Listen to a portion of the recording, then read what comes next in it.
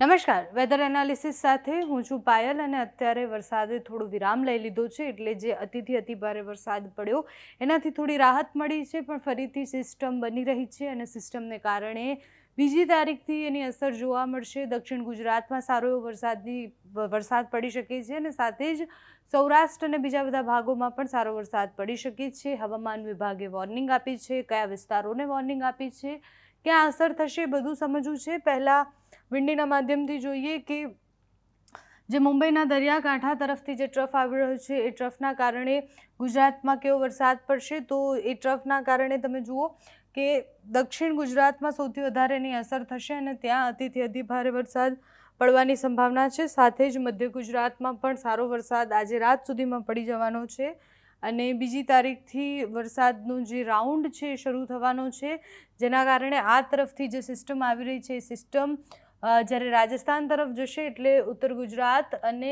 ત્યાંથી પસાર થઈ અને રાજસ્થાન જશે અને એની અસર ભયાનક ગુજરાત પર થવાની છે. ગુજરાતમાં અતિથી અતિ ભારે વરસાદ પડવાની સંભાવના છે.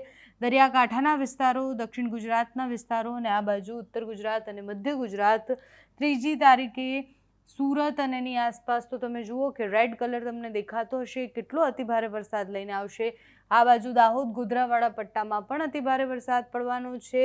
અમદાવાદ અને એની આસપાસ વડોદરા, મહેસાણા અને સાબરકાંઠા અને વિસ્તારમાં પણ સૌથી વધારે વરસાદ ત્રીજી ચોથી તારીખે પડશે. વડોદરા, આ બાજુ ઉત્તર ગુજરાતમાં પાલનપુર અને બધે દાહોદ, મહીસાગર, આખો પટ્ટો જે છે તે આખા પટ્ટામાં અતિભારે વરસાદ ચોથી તારીખે પડવાનો છે.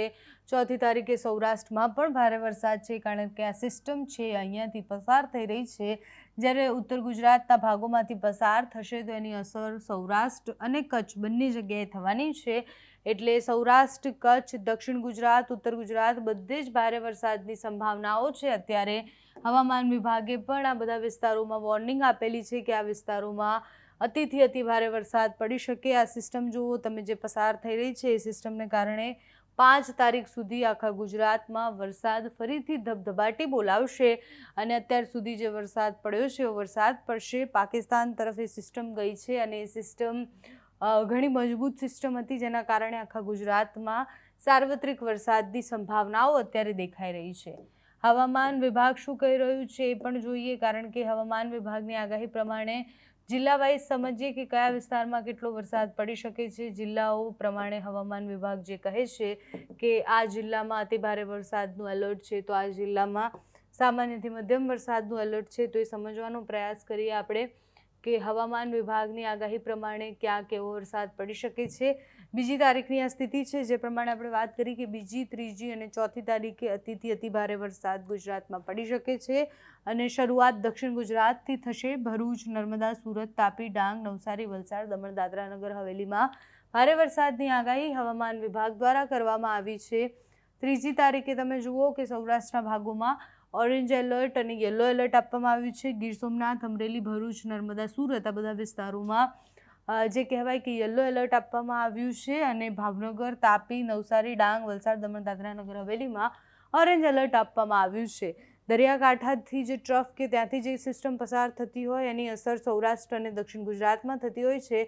આ બાજુથી આવતી એક સિસ્ટમ છે જેના કારણે મધ્ય ગુજરાતને પણ અસર થવાની છે. ચોથી તારીખે ગીર સોમનાથ, અમરેલી, ભાવનગર, ભરૂચ, નર્મદા, સુરત આટલા વિસ્તારોમાં યલો એલર્ટ આપવામાં આવ્યું છે.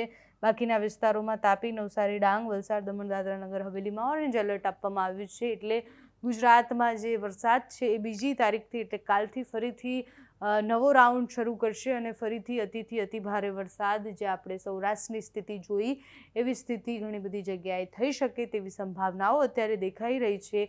હવામાન નિષ્ણાંતોનું પણ માનવું છે કે અલગ અલગ તરફથી આવતી સિસ્ટમોને કારણે આ વખતે ચોમાસું જે કહેવાય એ પ્રિડિક્ટેબલ નથી, એટલે આ વખતે ચોમાસું ખૂબ અલગ રહ્યું છે.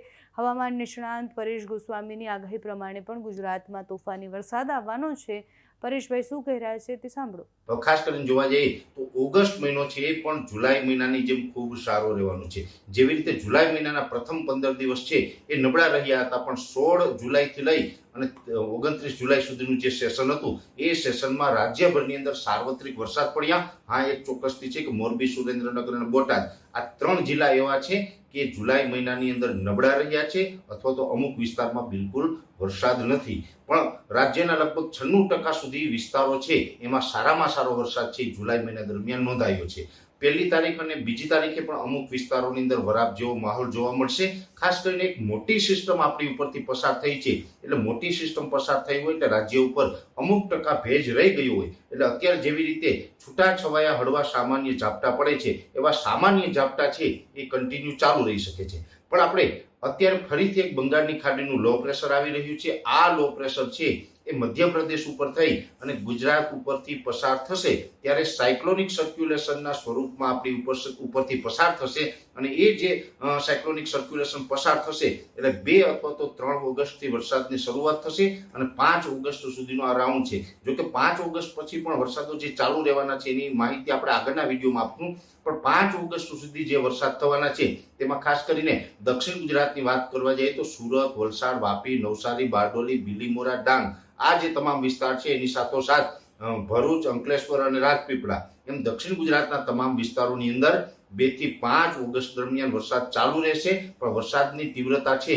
એ સામાન્યથી મધ્યમ હશે અને દક્ષિણ ગુજરાતની અંદર 2 ઇંચ આસપાસ, 2 ઇંચ, અમુક જગ્યાએ 3 ઇંચ સુધીના વરસાદો છે એ નોંધાઈ શકે છે અને આ રીતના વરસાદો છે એ દક્ષિણ ગુજરાતમાં ચાલુ રહેશે. એ સાથે મધ્ય ગુજરાતની વાત કરવા જઈએ તો મધ્ય ગુજરાતની અંદર મધ્યપ્રદેશ બોર્ડર લાગુ વિસ્તાર છે જેની અંદર મહીસાગર હોય, દાહોદ, ગોધરા હોય કે છોટાઉદેપુર હોય, આ તમામ જિલ્લાની અંદર 2 થી 5 ઓગસ્ટમાં સારો વરસાદ થશે. 2 થી 4 ઇંચ સુધીના વરસાદ થાય અને અમુક વિસ્તારની અંદર 4-5 ઇંચ કરતા પણ વરસાદ વધી શકે છે. એટલે મધ્યપ્રદેશ બોર્ડર લાગુ વિસ્તારમાં પણ સારા વરસાદ થશે. એની સાથોસાથ અરવલ્લી જિલ્લામાં પણ એકંદરે 2 થી 4 ઇંચ સુધીના વરસાદો સંભવ છે.